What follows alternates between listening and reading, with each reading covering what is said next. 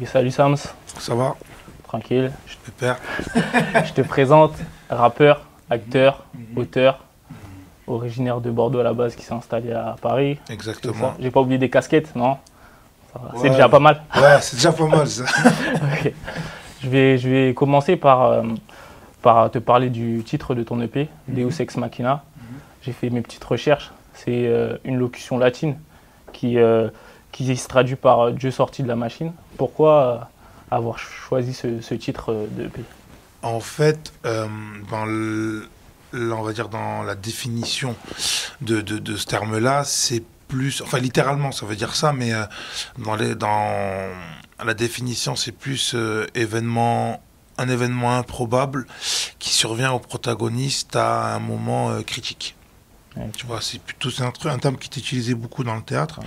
Et j'ai utilisé ce titre parce que justement, il avait un peu rapport aussi avec ce qui a pu m'arriver moi dans mon évolution. Et en même temps, ça avait un rapport avec le milieu justement du cinéma, du théâtre. Donc je me suis dit, t'as vu, c'était le parfait terme pour mêler les deux. Sur un aspect plus général, ça fait à peu près un mois, un peu plus que ton projet il est sorti. C'est quoi les retours qu'on te fait par rapport à ce projet? Ben, je suis super content parce que c'est des retours positifs. Justement, plus que j'avais...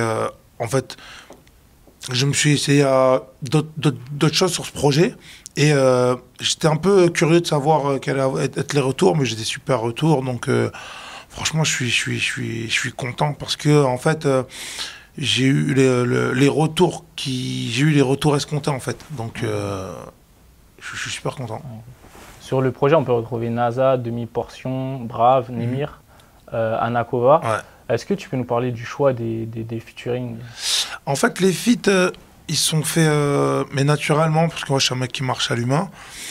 Et si tu veux, j'ai pas cherché à faire des feats faire des feats parce que je trouve pas de plus-value dans ça.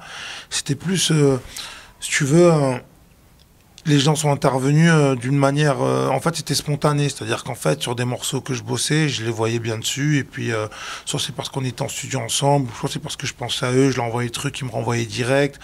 En fait j'ai un peu bossé comme si, c'est comme un beatmaker quand il fait un son et que je sais pas, il lui faut une grosse caisse, et qu'il sait que tel beatmaker c'est une grosse caisse, il envoie la prod, le mec lui renvoie le truc, ou alors ils sont en studio ensemble. J'ai bossé le truc un peu comme ça, tu vois, et c'est ce qui a donné le résultat final en fait. On me dit ta boucave, tous les gars ton quartier, donc te serrer la main, je préfère éviter. Ils ne savent plus trop sur quel pied danser, rap français, distance et les carrés insensés. Oh c'est nouveau, je m'en beurre, tu te reposes sur ton blog, mais comme boulette de semi, c'est effrité. Fuck, poussi nègre. C'est un album de rap pur. Il n'y a pas vraiment de résonance avec les tendances actuelles, dans le sens où t'as pas forcément cherché le tube, il n'y a pas de résonance afro. Est-ce que c'est quelque chose qui te parle pas forcément, ou bien t'as pas ressenti le besoin à ce moment-là? C'est pas quelque chose qui me parle pas forcément, mais en fait, comme je dis, t'as vu, moi je marche au feeling. Ça veut dire que je trouve que quand tu fais un projet et que tu te sens obligé de faire quelque chose parce que ça sonne comme ce que tout le monde entend, en fait, t'apportes rien de plus. Il y a pas de, pour moi, il y a pas d'évolution. Tu vois, donc du coup, si tu veux, c'est que je l'ai fait, comme je dis, enfin la musique, moi je la fais au feeling, et je pense que c'est de la meilleure des manières qu'on puisse la faire, parce que sinon ça devient trop calculé. Et quand c'est trop calculé, pour moi ça n'a pas d'âme, tu vois. Et après, c'est même pas que je suis contre ces tendances-là, parce que je peux être amené à avoir fait des trucs, ou de près ou de loin dans ces tendances-là. Ou en faire peut-être par la suite. Tu vois, mais c'est vraiment au feeling, tu vois, c'est pas... c'est comme tu dis, en fait, moi, le projet, j'ai voulu le faire de la manière la plus honnête possible, tu vois. Et pas rentrer dans les tendances, mais moi, après, j'aime bien faire des choses qui soient atypiques, c'est-à-dire apporter quelque chose qu'on ne retrouve pas forcément, pour au moins, enfin, justifier ma place, on va dire, dans l'univers musical. Sous-côté bien trop négligé, pas là pour m'afficher. Je suis pas haineux, Psartec le disque d'or, même si t'as triché. Dès le premier morceau, Gunshot, on rentre dans le vif du sujet, tu kicks. Et il y a une phase où tu dis sous-côté, trop négligé, pas là pour m'afficher. T'es pas un nouveau, t'as pas mal de projets. Je sais pas si tu te considères comme un ancien. Est-ce que tu as le sentiment aujourd'hui que tu n'es pas forcément à ta place dans ce game? Et est-ce qu'il y a des choses peut-être que tu referais pas ou tu changerais si tu faisais une rétrospective de ta carrière? Ben, en fait, moi, comme j'aime me dire, moi, je me sens comme un ancien nouveau, en fait. Et en fait, on va dire que ouais, avoir un sentiment de pas avoir une exposition méritante, bah après, elle peut être due à plein de facteurs, tu vois. Mais on va dire que s'il y a quelque chose, on va dire qu'il y a rien que il y a rien que je me dis je referai pas ou que je ferai différemment, si ce n'est certaines fréquentations, tu vois. Mais sinon, non. En fait, je me dis juste que pour moi, c'est une question de timing. T'as vu? C'est une question de timing, tu vois. Après, attention, je me plains pas parce que grâce à Dieu, là, dans la configuration dans laquelle je suis dans une super configuration, tu vois. Mais on est un peu comme tout le monde, on est des humains. Ça veut dire que quand on a le sentiment du travail accompli, c'est vrai qu'on aime, que le travail soit et au moins l'opportunité d'être exposé à plus grande audience, tu vois. Okay. Mais après, je suis pas là pour rejeter la faute sur X ou Y, c'est juste des fois un sentiment de se dire, tu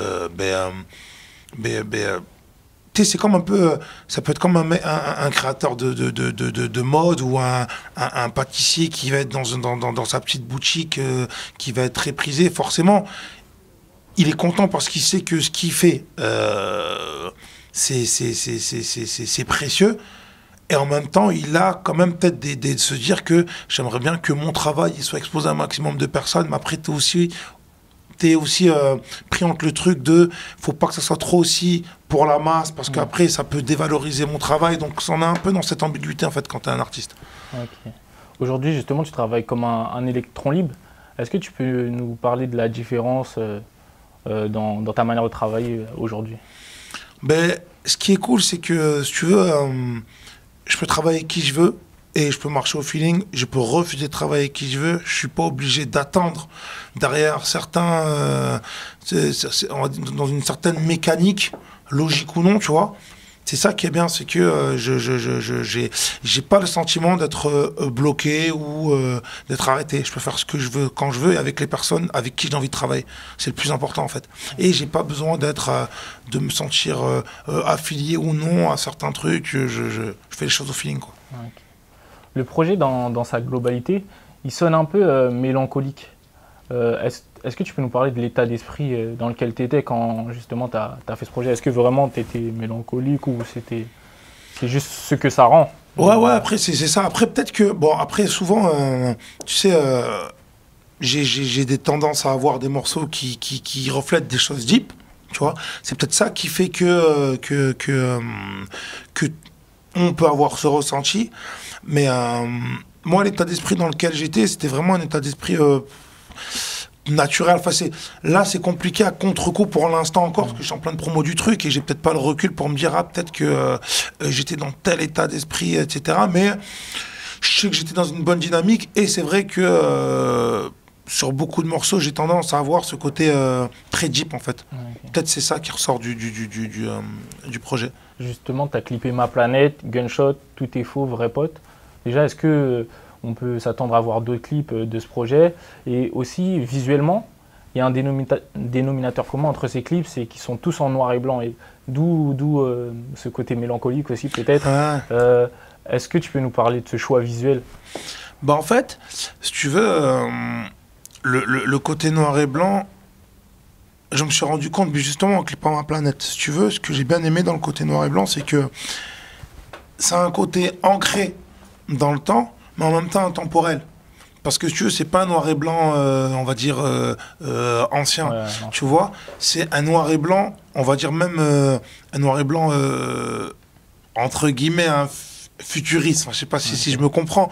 C'est-à-dire qu'en fait, il n'y a pas de couleur, ça veut dire que tu ne peux pas le situer vraiment dans le temps. Parce que justement, ça traduit, il y a même des codes nouveaux, avec une couleur noir et blanc, ce qui fait que c'est ce que et du coup dans tous les clips j'ai voulu avoir cette cette identité visuelle parce que si tu veux ce projet est quand même atypique, c'est un EP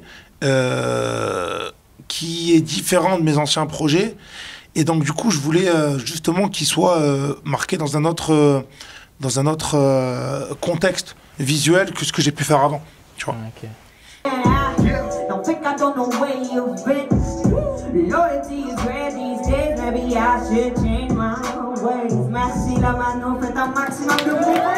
Dans le morceau Never Lose, Only Learn, l'accent il est bon. Oh là, quel accent, putain. French Fries.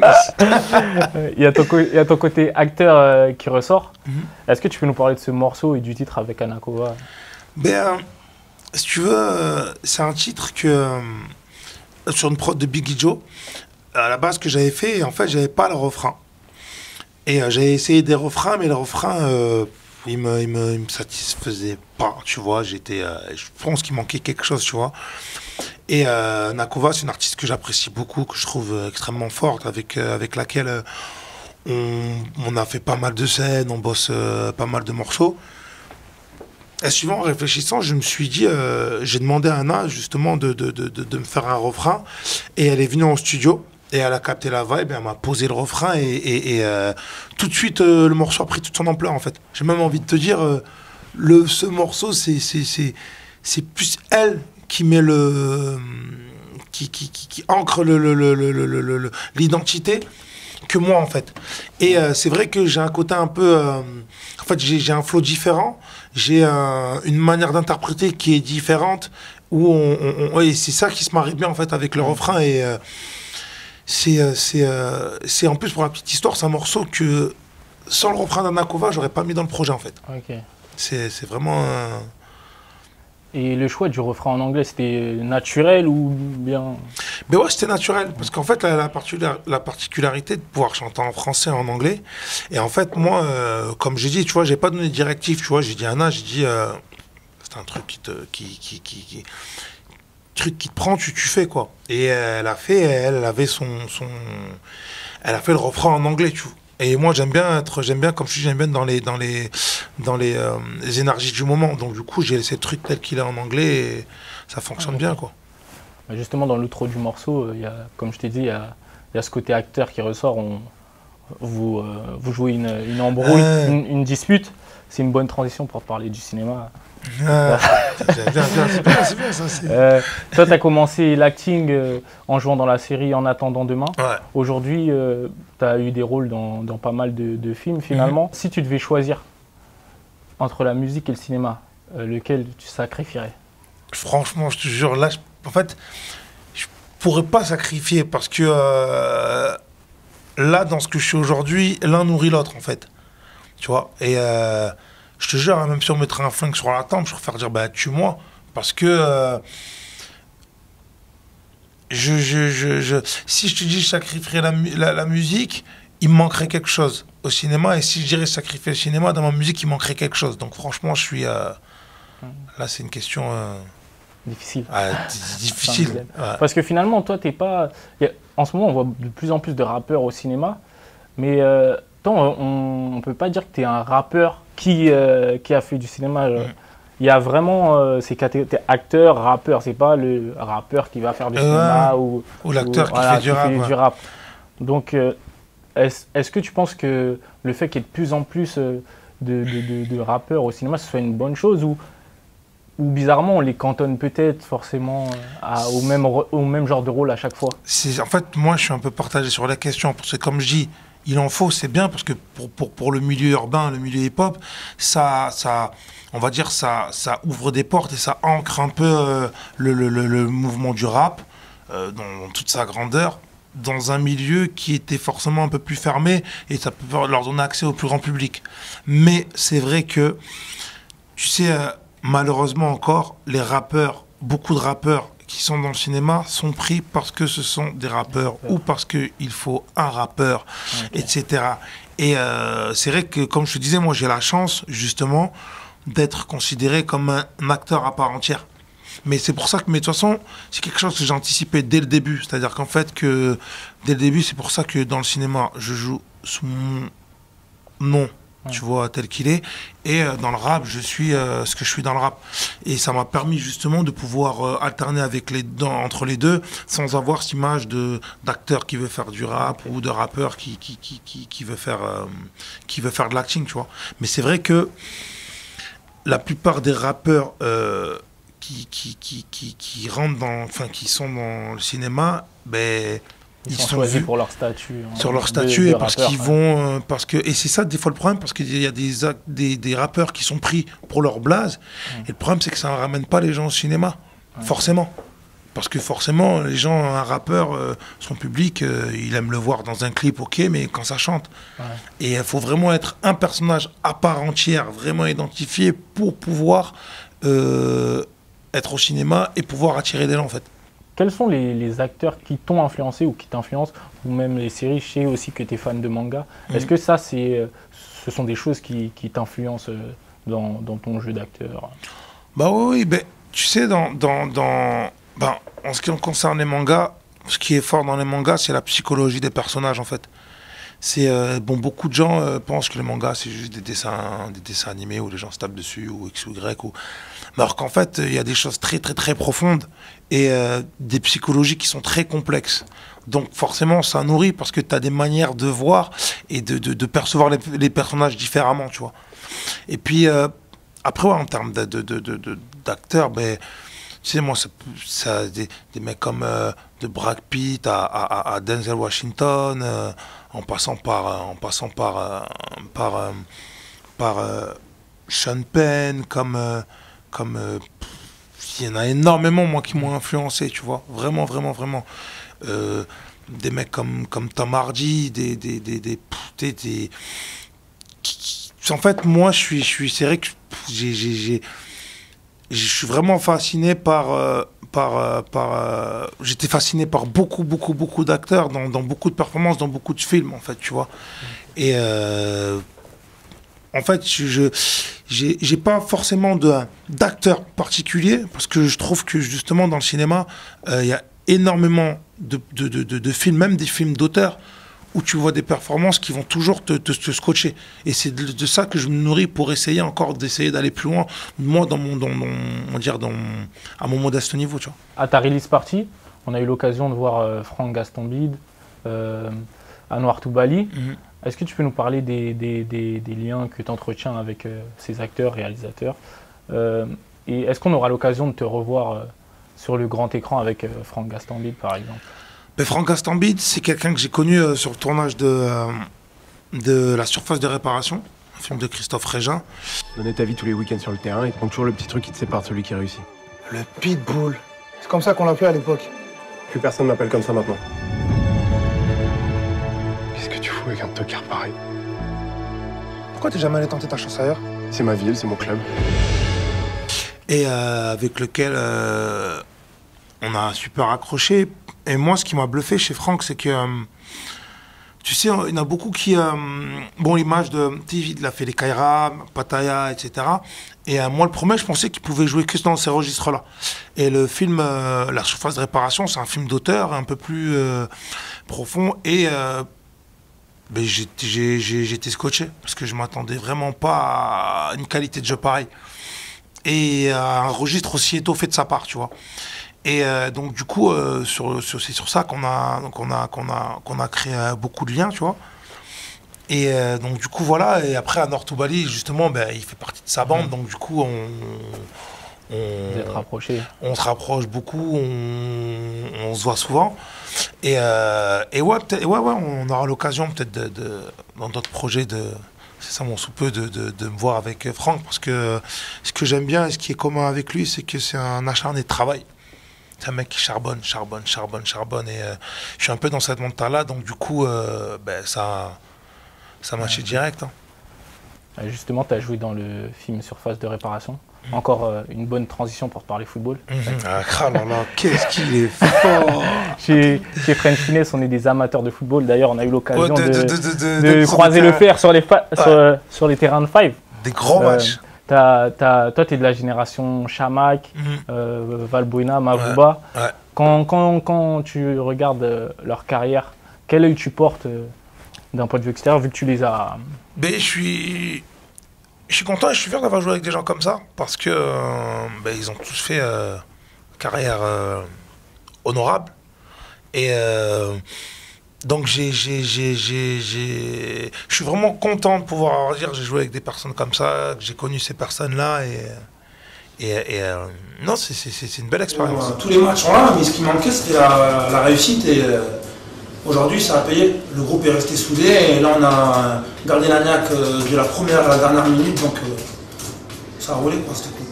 Tu as joué au haut niveau. On a eu aussi l'occasion d'interviewer Oplay par le passé, qui a joué au haut niveau aussi. Dans votre parcours footballistique, vous avez eu des problèmes, des galères d'agents, des choses comme ça. Si tu devais faire le parallèle entre le monde du football et le monde de la musique, lequel est le plus gangréné finalement? En fait, les deux sont gangrénés, mais à des étapes différentes. C'est-à-dire que dans le foot, ce qui est gangréné dans le foot, et ce qui est un peu plus complexe, c'est en fait la solitude.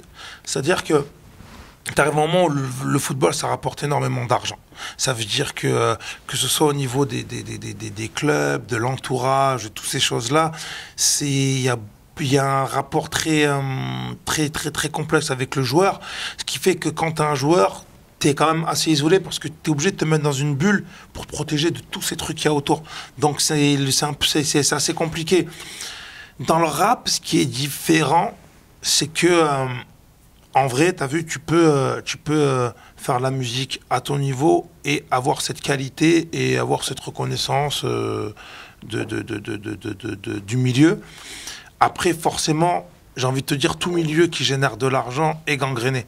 Ça veut dire que dans le milieu du rap, il va y avoir de la gangrène à un certain niveau d'exposition ou avec les réseaux sociaux ou avec l'avidité de certaines personnes. Donc en fait, ça se rejoint un peu. Mais c'est vrai que le foot, c'est d'un point de vue psychologique, c'est un milieu qui est un peu plus difficile à gérer parce que justement, t'as plus cette notion de solitude en fait. On fait souvent le lien entre le football et le monde du rap, même entre les artistes qui sont proches, etc. Aujourd'hui, quand des footballeurs partagent des sons des rappeurs, ça fait une énorme promo. Est-ce que, toi, quel œil tu portes sur ça? Est-ce que ça peut être une bonne stratégie de placer un son à un sportif Moi, je trouve que c'est une bonne chose parce que justement, les footeux, ils sont populaires. Donc forcément, quand ils partagent un son à un certain événement, ça fait péter des morceaux. Et je trouve ça bien. Tu vois, par exemple, un mec comme NASA, ce que je trouve de super d'extraordinaire, c'est que c'est un mec qui, bizarrement, ne passe pas en radio. J'ai jamais entendu un airplay. Alors que c'est le mec qui fait les morceaux les plus populaires et qui ont été les plus partagés par les footeux. Tu vois Et ça permet justement à des artistes de pouvoir se développer, être connus du grand public. Je trouve ça cool. Parce qu'en vrai, foot et rap sont liés, tu vois.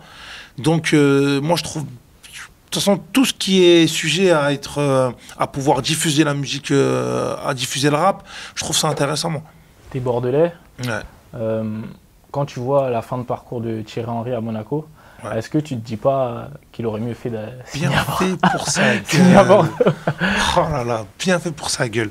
C'est méchant, attention, Thierry Henry, c'est une légende du foot français, y a pas de problème, mais bien fait pour sa gueule. Parce qu'en fait, il est redû aller à Bordeaux, tranquillement, faire ses armes, et il a fait un peu il a cru que c'était Zidane, tu vois.